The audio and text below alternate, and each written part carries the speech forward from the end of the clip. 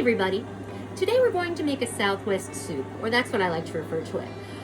It is a roasted corn and black bean soup.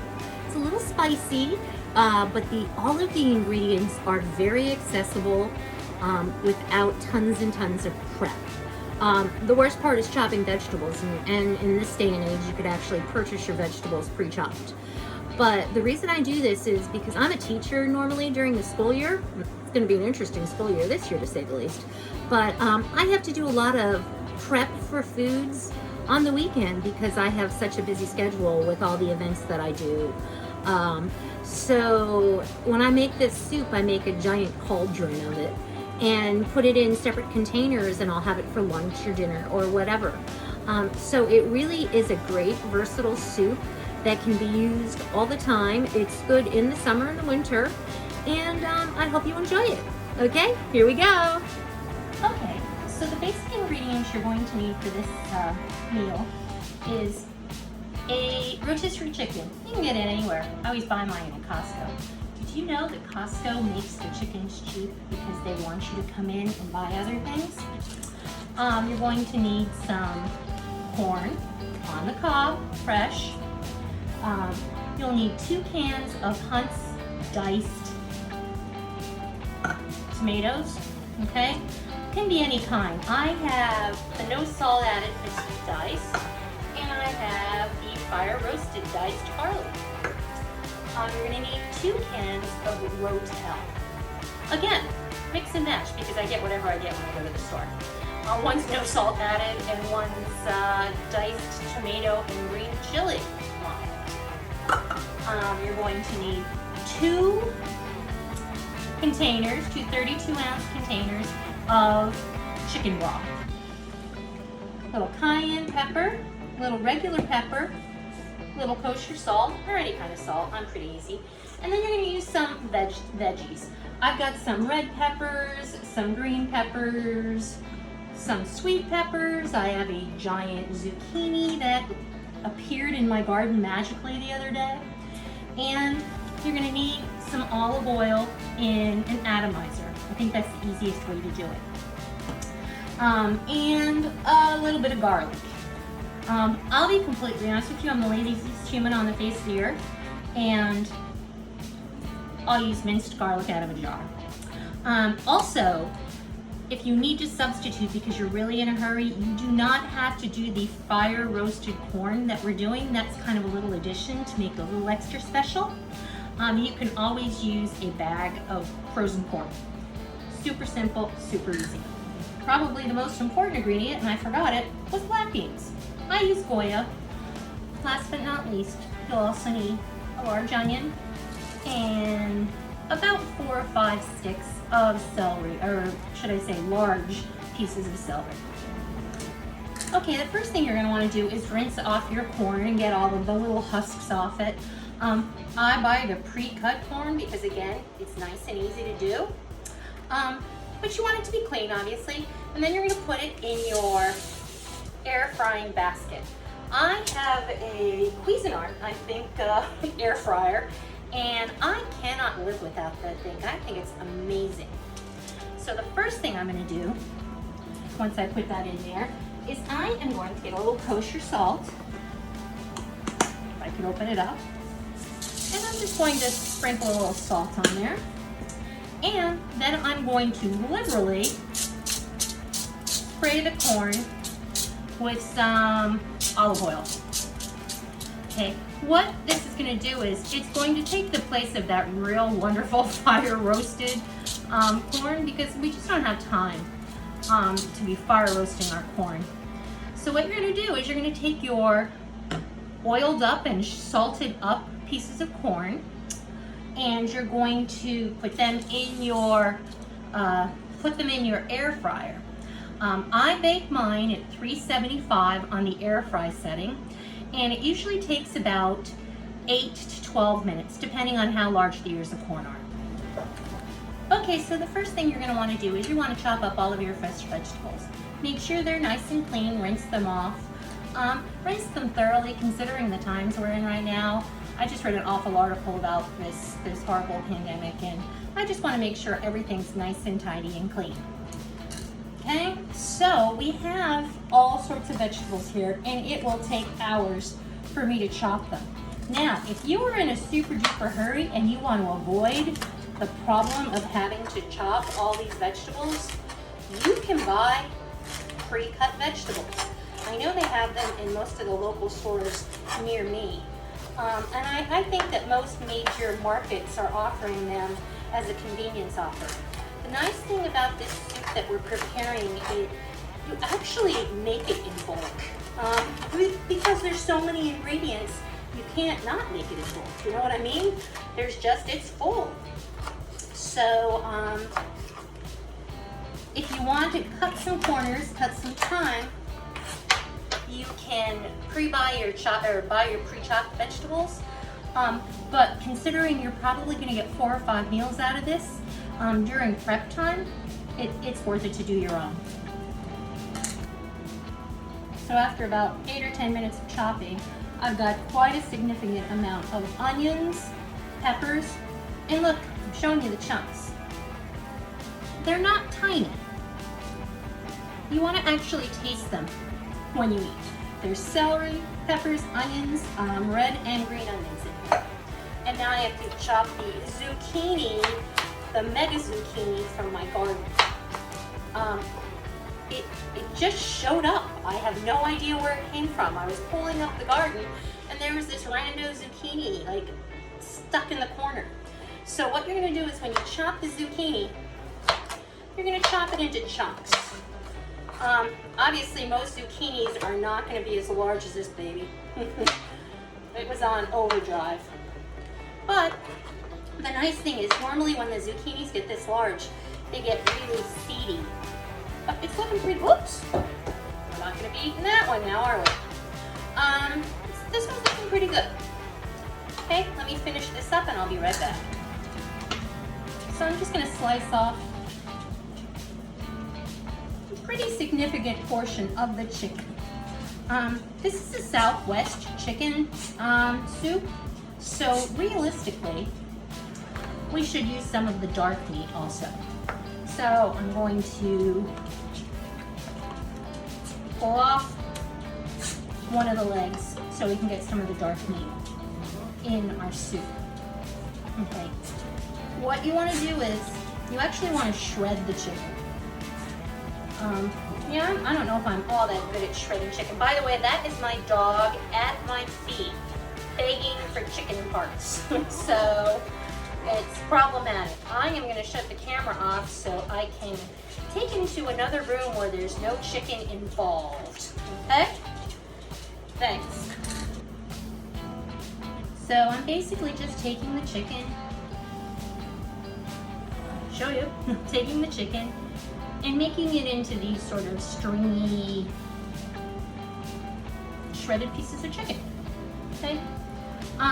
What it's going to do, it's going to, you don't want giant chunks of chicken in this soup because you want it to meander around your bowl with all of the other ingredients. So you don't need as much chicken as you would think in this soup because there's just so many things going on. It's like a party going on in that soup. So you probably need about 3 to 4 cups of chicken, which you'll get pretty quickly just with 1 breast and 1 leg, thigh, whatever you want to call it. Some people like lots of protein in their soup. Now keep in mind, black beans will have a lot of protein in them. And then the chicken obviously is all protein.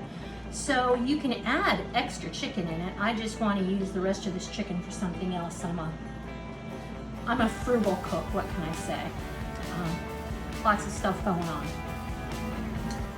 So there you have it, about 3 to 4 cups of chicken shredded. You can see there's a nice mixture of both white and dark meat in there. Like I said, I'm not a huge fan of dark meat chicken, but it really does give the soup a little bit more flavor and a little bit more fat because there's not a lot of fat in this soup. And the dark meat gives it a little bit more smoothness. Check this out. After 12 minutes in the oven, this is our corn. Granted, it's not roasted on an open fire, but it's got a nice crisp to it. we're gonna set that aside just for a second so it can cool down so I can get the kernels off of the cob.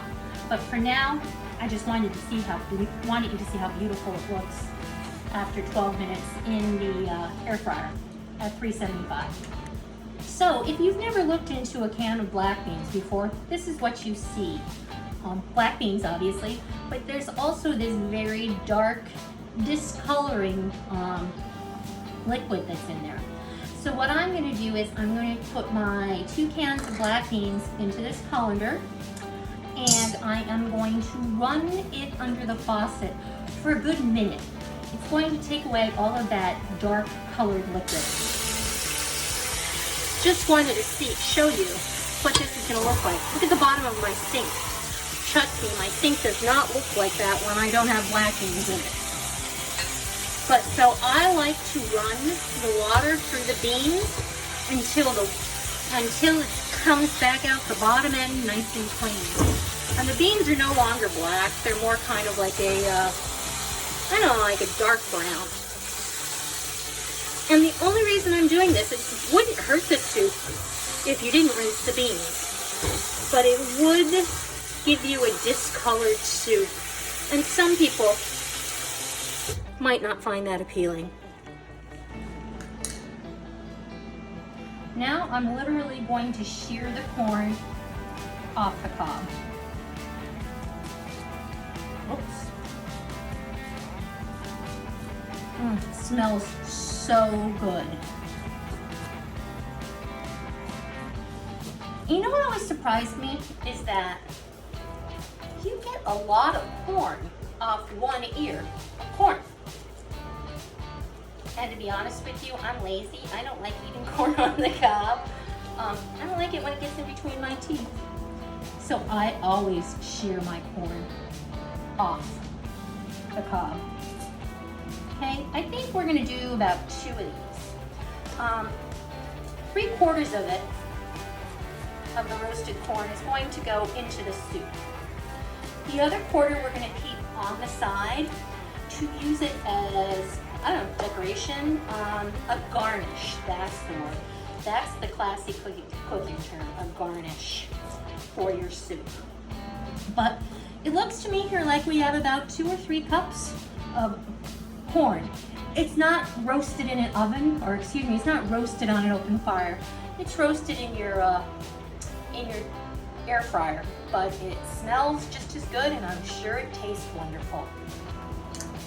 Okay, so the next thing you're going to do is add about 3 tablespoons of oil to the bottom of a stock pot. I use a stock pot, which is a very long, or tall, should I say tall pot. And I'm cooking this on about just a very medium-ish heat. If you're looking at the dial, you're at about between 4 and 5 o'clock, okay? And the first thing you're gonna add to your stock pot are all your vegetables, okay? These vegetables, oh, they smell heavenly. Well, at least we know I don't have COVID, guys, because I can smell these vegetables a mile away. Okay, so just gonna add them in there. And I did raise the heat a little bit after all. I have it on low hot, so on the dial at about 9 o'clock, or excuse me, it would be about 3 o'clock. Okay, so we're gonna let those cook up for about 4 or 5 minutes till your onions are translucent and your peppers start to soften. Okay, you can start to hear your vegetables sizzle a little bit on the bottom. These are very moist vegetables. They're filled with water, so we don't have to worry too much about them burning. You have a little bit of oil in there, and that's gonna give it a tad bit of flavor, but it's also gonna keep them from sticking and burning. Okay, so the next thing, once you have this cooking about 4 or 5 minutes, you are going to add your zucchini. Boom, there we go. And you want to add your tomatoes and rotel. Unlike the black beans, you do not have to rinse the tomatoes and rotel, but you do want to drain some of the liquid out. And the reason you're draining the liquid out is because you don't want it to change the color integrity of your soup, okay? You don't want your soup to be red. You don't want your soup to be gray or black from the beans. So you're gonna stick with nice clean vegetables, okay? So once you put those in, you wanna give it a little bit of a stir. I tend to put a lot of tomatoes in this soup because it gives you a nice, rich, thick flavor. Okay, now I'm gonna add in about 3/4 of the corn we sheared off the cob for your soup. We're gonna save that a little bit later for a garnish.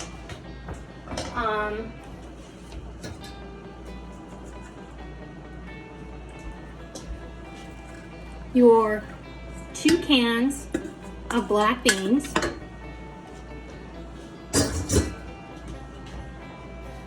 and your 3 to 4 cups of chicken shredded.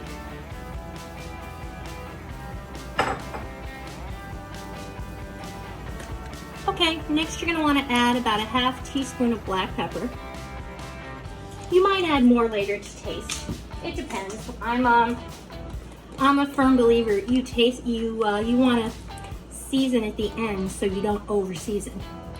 Then we have about between 1/4 and 1/2 of a teaspoon of cayenne pepper. That's going to give you a little bit of a bite. And then we're going to put a 1/2 teaspoon of kosher salt. I'm sure we're going to add more later, but for now, like I said, we don't want to overdo it with the spices. Okay, last but not least, we want to add our chicken broth. There is a lot of stuff in this pot, okay?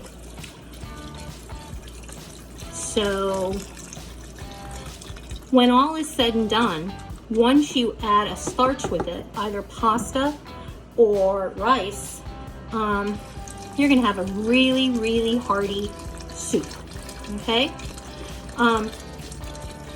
This is 2 containers of the chicken broth.